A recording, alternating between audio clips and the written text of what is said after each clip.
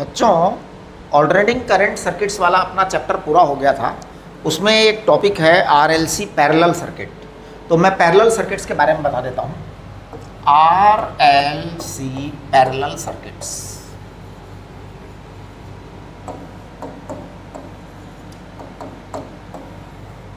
तो देखिए R L और सी पैरेलल में है। ये एल है और ये सी है और ये आर है, तीनों पैरेलल में बेटा। अब पैरेलल में है तो इन पर एक ईएमएफ लगा है और क्योंकि पैरेलल कॉम्बिनेशन में है इसलिए सबका वोल्टेज सेम होगा।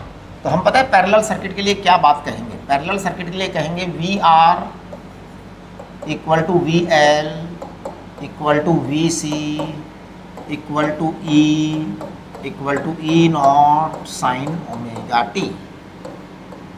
इसका मतलब ये हुआ कि ई का फेज एंगल 0 हो गया।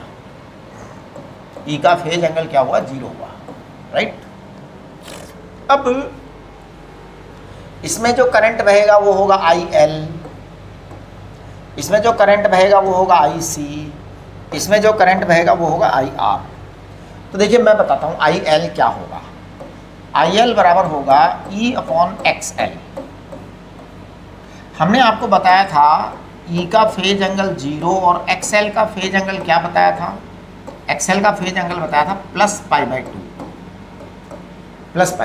इसका मतलब आई एल का फेज एंगल, आई एल का फेज एंगल है माइनस पाई बाई 2। चलिए आई सी की बताइए। आई सी बराबर है ई अपॉन एक्स सी। ई का फेज एंगल 0 रखा गया है और एक्स सी का फेज एंगल हमने आपको माइनस पाई बाई 2 बताया था, इसलिए आपका आई सी का जो फेज एंगल है वो हो जाएगा प्लस पाई बाई 2। ठीक है ना। आई आर तो ई अपॉन आर होगा और ई का भी फेज एंगल 0 है, आर का भी फेज एंगल 0 है, इसलिए आई आर का फेज एंगल 0 ही आएगा।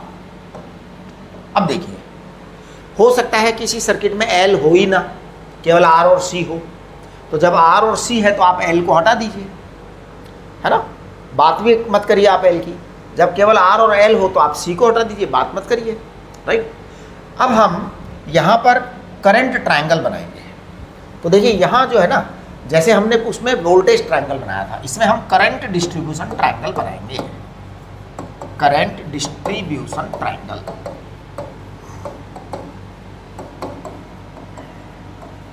तो देखो करंट डिस्ट्रीब्यूशन ट्रायंगल बनाते समय हम 3 तरह की बातें करेंगे। सबसे पहली बात, जब I L greater than I C हो, अगर आई एल बड़ा है तो क्या होगा आपका?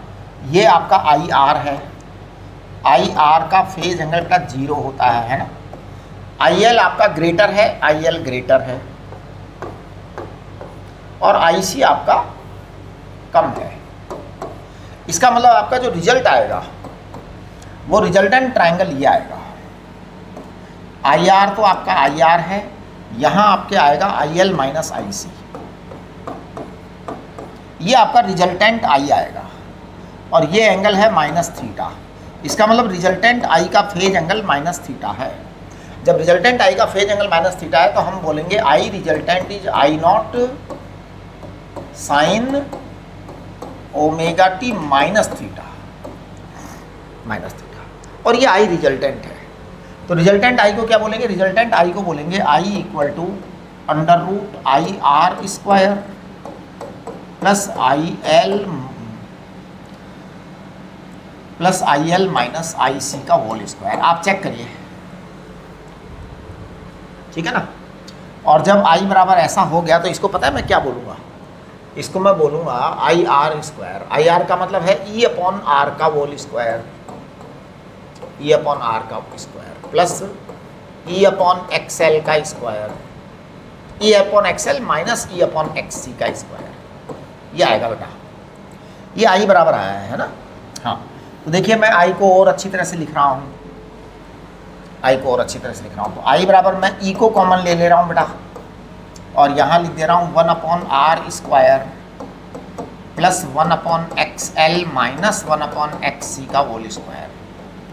ये आपका आई आ गया, तो आई अपॉन ई कितना आएगा, I upon E, sorry I upon E check करो,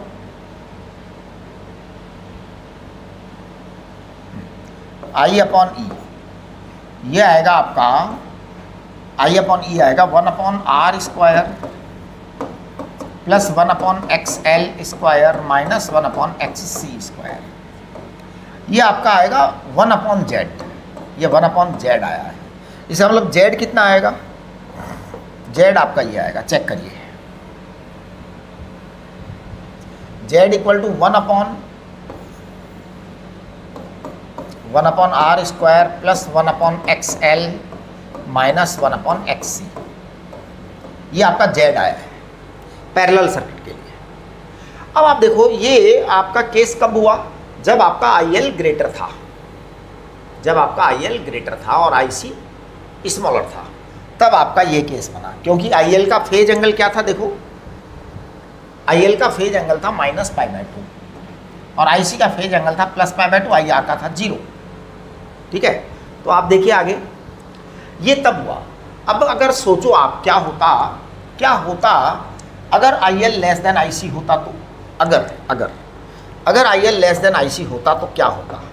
मैं ब्लैक कलर से लिख रहा हूँ, अगर I L less than I C होता तो क्या होता, तो फिर ये आपका आई सी बड़ा होता और आई एल छोटा होता। अब आपके ये क्या होता, यहाँ पर आई सी माइनस आई एल होता, एंगल क्या होता आपका +θ होता ना, होता।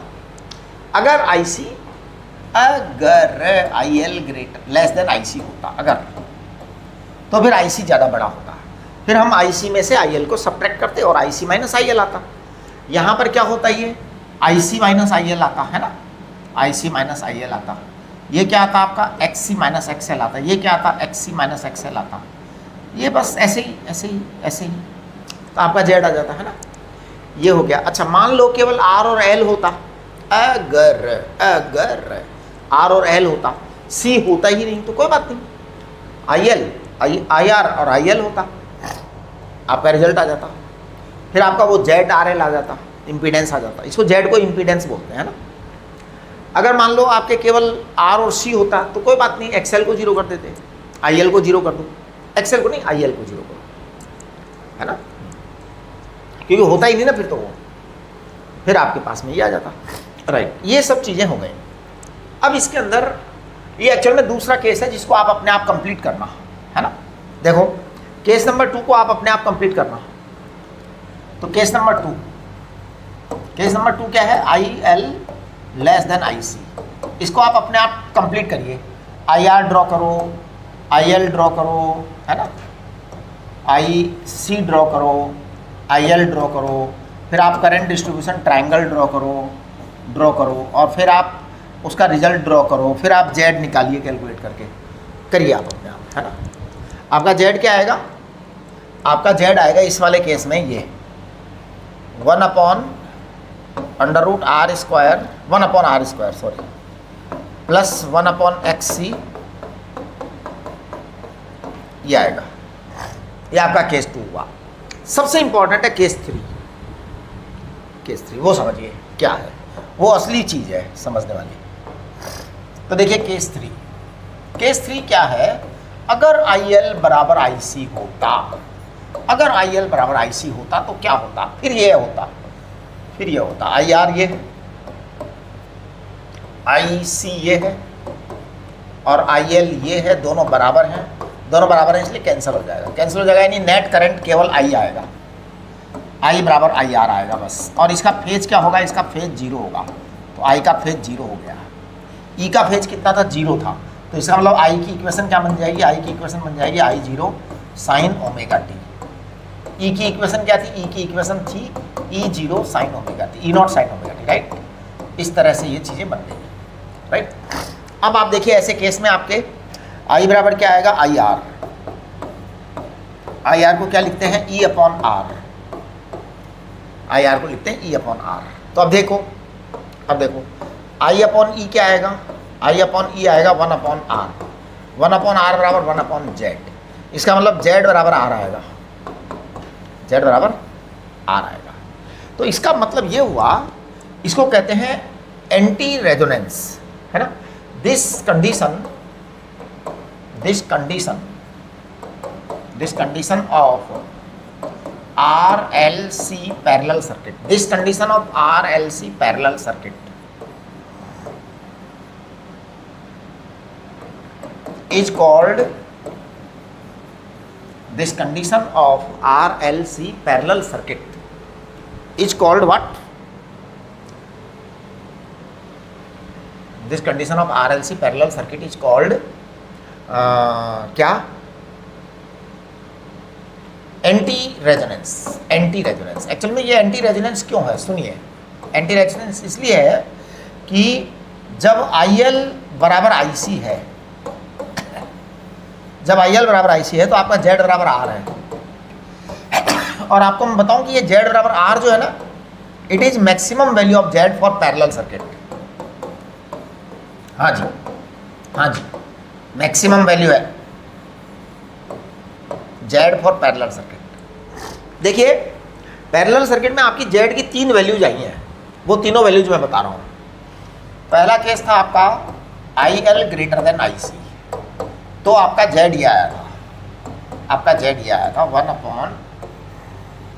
1/R square plus 1/XL minus 1/XC का होल स्क्वायर, ये आया था। फिर जो दूसरा केस था आपका IL लेस देन IC, इसमें आपका Z जो आया था वो आया था 1/√1/R square plus 1/XC minus 1/XL का स्क्वायर, ये आया था।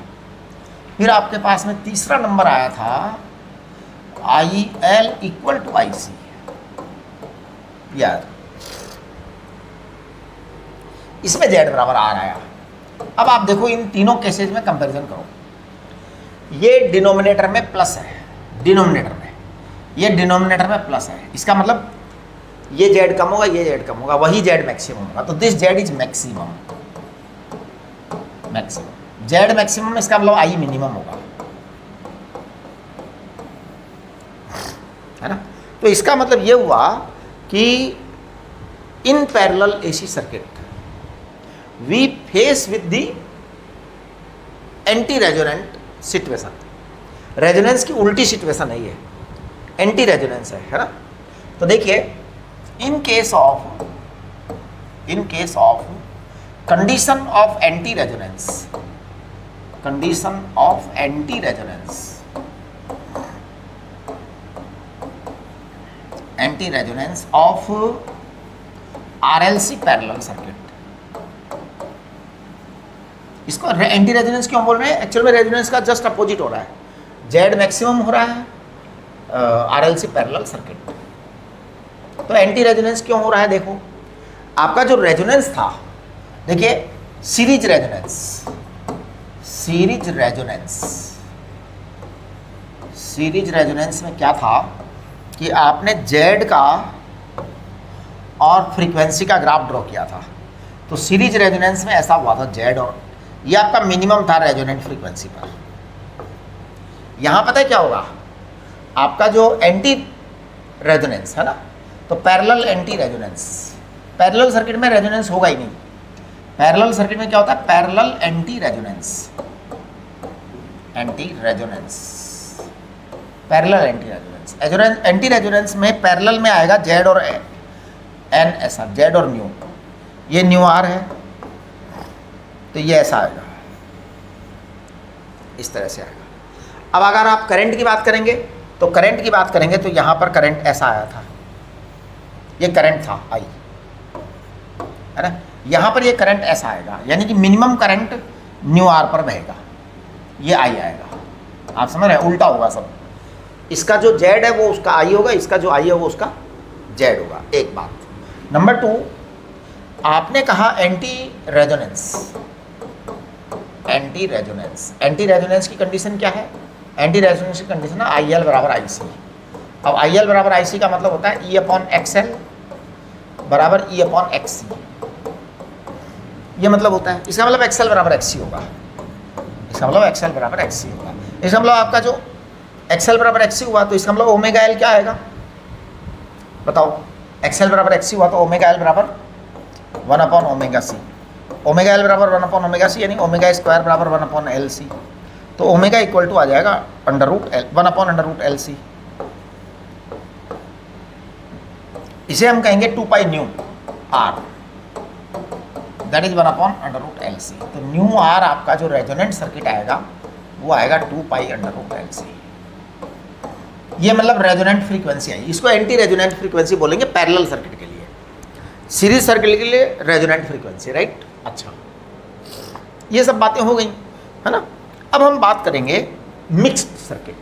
मिक्स सर्किट में हम कुछ सीरीज का टुकड़ा लेंगे, कुछ पैरेलल का टुकड़ा लेंगे। देखिए मिक्सिंग कर रहे हैं हम,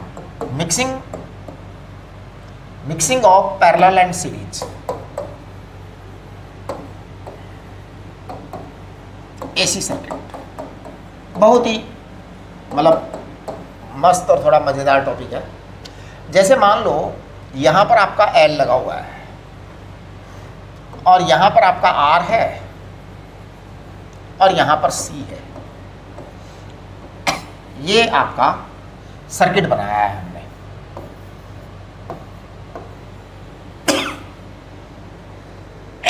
बड़ा ही खास बात है इस सर्किट में। इसमें पता क्या है, आपका ये आर और सी तो सीरीज में है, लेकिन वो आपका एल पैरेलल में है, एल पैरेलल में है, राइट। अब मैं ऐसा कर रहा हूं कि एक बार इसको जो है ना मैं बोल रहा हूं E बराबर E0 साइन ओमेगा टी। इसका मतलब आपका E का फेज एंगल जो है ना वो 0 हो गया। अब आप ऐसा करिए RC सीरीज को चेक करो, है ना। तो चेक RC सीरीज। तो फर्स्ट अपन बात करेंगे कंसीडर RC सीरीज। कंसीडर, ध्यान दो जी, consider RC series. Series arm, आप सीरीज वाली साइड चेक करो, ये वाली साइड, ठीक है। तो देखिए RC सीरीज की जब हम बात करते थे ना, तो बेटा RC सीरीज में इंपीडेंस ट्रायंगल कैसा होता था, याद करो। Impedance triangle of RC series circuit, impedance triangle of RC series circuit. थोड़ा आप समझने की कोशिश कर रहा हूं कि मैं करने क्या जा रहा हूं। RC सीरीज सर्किट का इंपीडेंस ट्रायंगल ऐसा होता था, R ऐसा होता था और XC ऐसा होता था। तो ये आपका RC सीरीज सर्किट का Z आता था, इसे हम कहते थे ZRC। इसका फेज एंगल -θ होता था, फेज एंगल -θ होता था। इस फेज एंगल -θ में साइन थीटा क्या होता था, साइन थीटा होता था XC/ZRC। कॉस थीटा कितना होता था, R/ZRC। ये आपका कॉस थीटा होता था, राइट। हाँ, अब देखिए आप RC सीरीज सर्किट में ऐसा होगा, है ना। तो मैं पता है क्या बोलूँगा, मैं बोलूँगा I इन RC सर्किट, मैं बोलूँगा I in RC circuit it is equal to E/ZRC। बहुत सावधानी से सुनिए,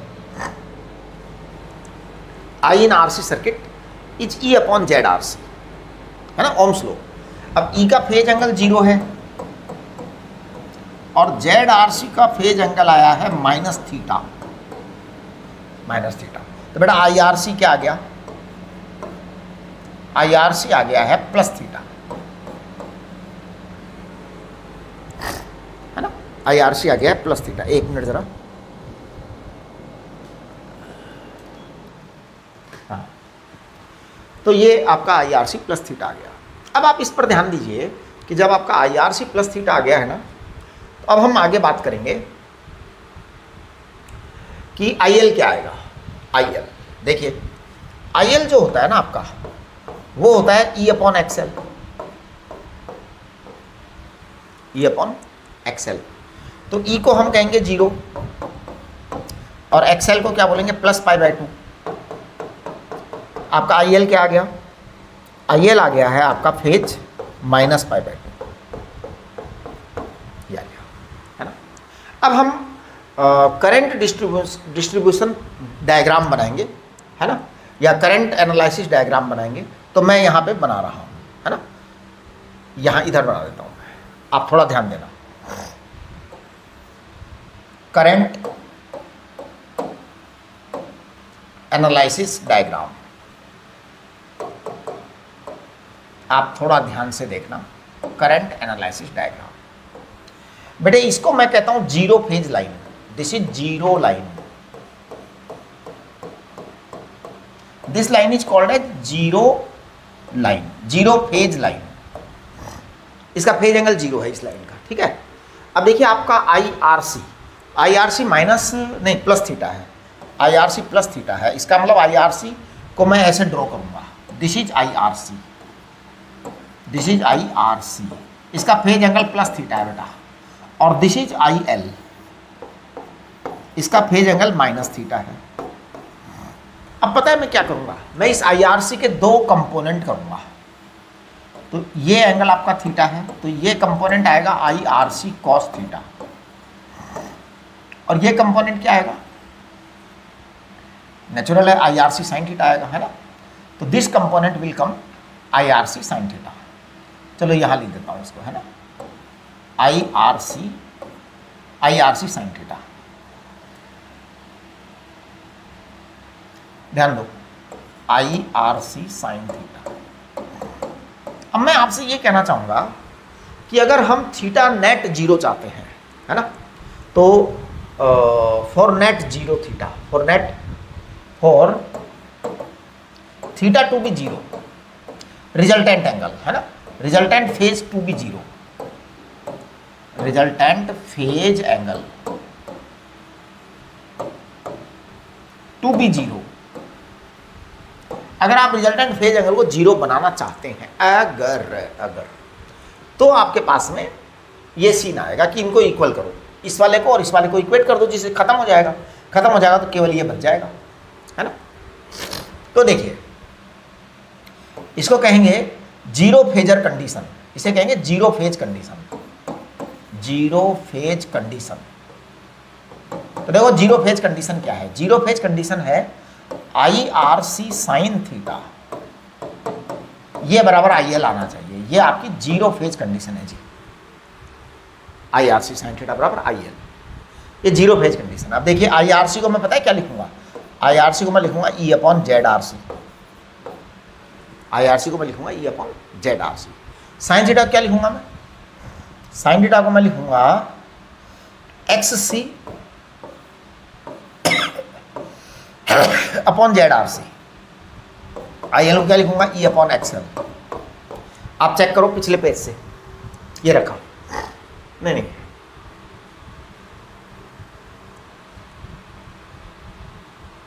उसमें वो नहीं बनाया था क्या अपन ने, ट्रायंगल नहीं बनाया था क्या, ट्रायंगल बनाए थे ना यहाँ पे, यहाँ बनाया हुआ, ये रहा, हाँ ये रहा साइन थीटा और ये सब, है ना। तो चलिए ये आपके पास में आ गया। अब जब आपके पास ये आ गया तो ई से ई उड़ाओ और जरा कैलकुलेशन करो और ओमेगा निकालो, ओमेगा की वैल्यू निकालिए। देखिए ओमेगा की वैल्यू क्या आएगी, आप निकालेंगे तो ये आएगा XL XC बराबर ZRC स्क्वायर, ये आपका रिजल्ट आ गया। XL XC को कहते हैं बेटा ओमेगा L 1/ओमेगा C, it is equal to ZRC square, इसको कहते हैं R square plus XC square. तो आप देखेंगे इसको L/C बोलेंगे और इसको बोलेंगे R स्क्वायर और इसको बोलेंगे 1/ओमेगा square C square. We want omega, तो 1/ओमेगा स्क्वायर C स्क्वायर बराबर R square minus L/C, R square minus L/C। आप चेक करो तो ये आएगा 1/ओमेगा स्क्वायर बराबर C स्क्वायर को उधर ले जाओ, R square C square minus L/C minus L/C, right. ये आपके पास में ओमेगा स्क्वायर आ गया 1/ओमेगा स्क्वायर। तो 1/ओमेगा क्या आएगा, मतलब अब आपके पास ओमेगा आ गया डायरेक्ट, ओमेगा आ गया है 1/√, R square C square minus L C, ये ओमेगा आ गया। अब आपका जो ये ओमेगा है ना, इसको पता है मैं क्या लिखूंगा, इसको मैं लिखूंगा 2 पाई न्यू आर। एक्चुअल में ये रेजोनेंट केस कहलाता है। अब ये रेजोनेंट तो पैरेलल सर्किट है, तो नेचुरल है एंटी रेजोनेंस ही है। हाँ, पैरेलल सर्किट है तो एंटी रेजोनेंस ही है पक्का।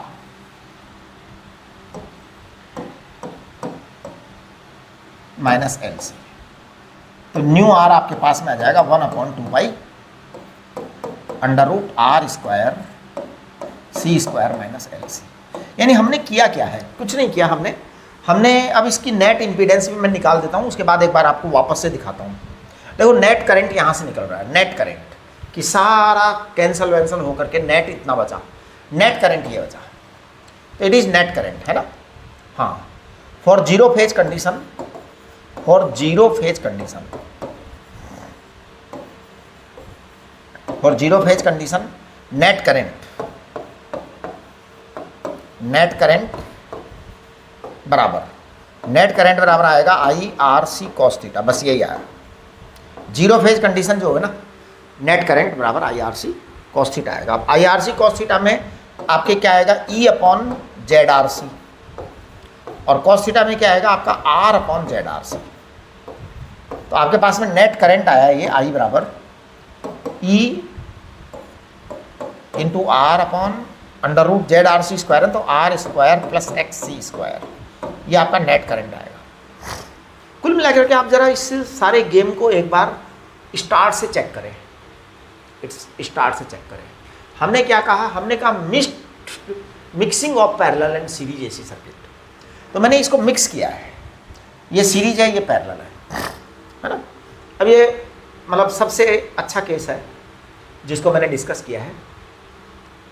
ये आपका ई है, इसका फेज जीरो है, हमने वोल्टेज सेम माना है, यानी इसके चारों तरफ जो वोल्ट आएगा वो वोल्टेज और इसके चारों तरफ जो वोल्टेज आएगा सेम आएगा इसके अक्रॉस, है ना।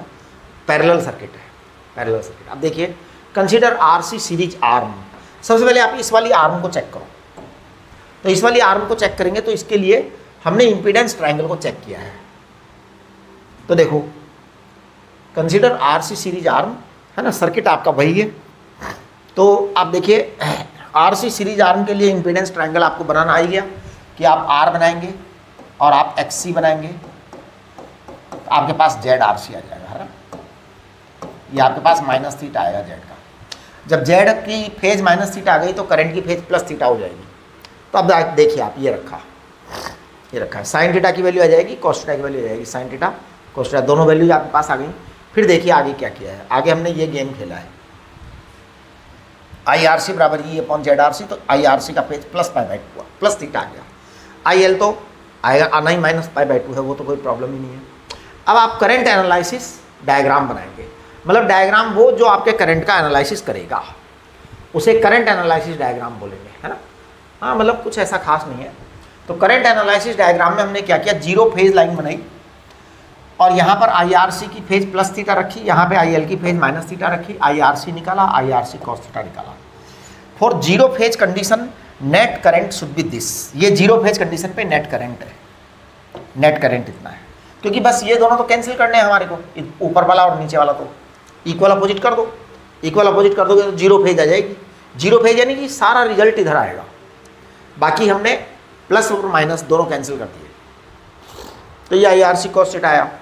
वहाँ पर देखिए जीरो फेज कंडीशन या resultant phase angle to be zero, है ना,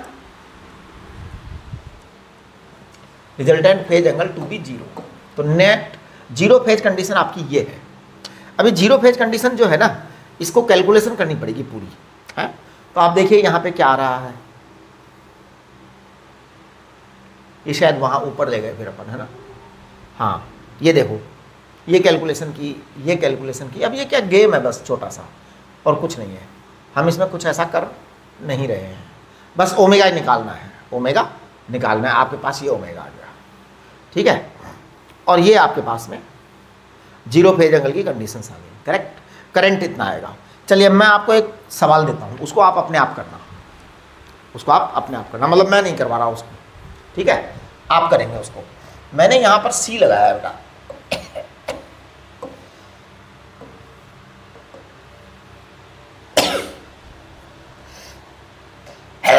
यहाँ C लगाया और यहाँ L लगाया है और यहाँ R लगा दिया है।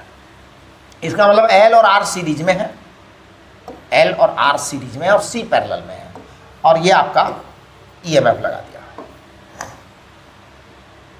ये आपका E not sine omega T है। आपको क्या क्या पता करना है? देखिए, आपको ये सब चीज़ें पता करनी है। नंबर 1, आपको सबसे पहला पता करना है zero phase condition. Zero phase condition ये पता करनी है आपको। What is condition for zero phase angle? ये आपको इसमें से ढूंढना है। आपके पास में ये है, L है, R C ये सब, तो जीरो फेज कंडीशन ढूंढनी है बिल्कुल इसी तरह से। सबसे पहले आपको इसका इम्पीडेंस ट्रायंगल बनाना है, इम्पीडेंस ट्रायंगल बना करके इसका करंट बनाना है, करंट के और इसका भी करंट ढूंढना है। फिर आपको करंट एनालिसिस डायग्राम बनाना है। करंट में से जो RL वाले होंगे करंट, उसके दो कंपोनेंट आएंगे, एक कंपोनेंट पॉजिटिव आएगा, एक कंपोनेंट नेगेटिव। मतलब आप कर लीजिए अपने आप, मैं क्यों करूँ, है ना। तो आप उसको कंप्लीट करिए। जीरो फेज कंडीशन ढूंढिए आप। जीरो फेज कंडीशन ढूंढेंगे। जीरो फेज कंडीशन ढूंढने के बाद आप इसका न्यू आर यानी एंटी रेजोनेंस फ्रीक्वेंसी, क्योंकि वो कंडीशन आ जाएगी तो आपकी फ्रीक्वेंसी भी आ जाएगी। तीसरा, आपको net current for zero phase condition,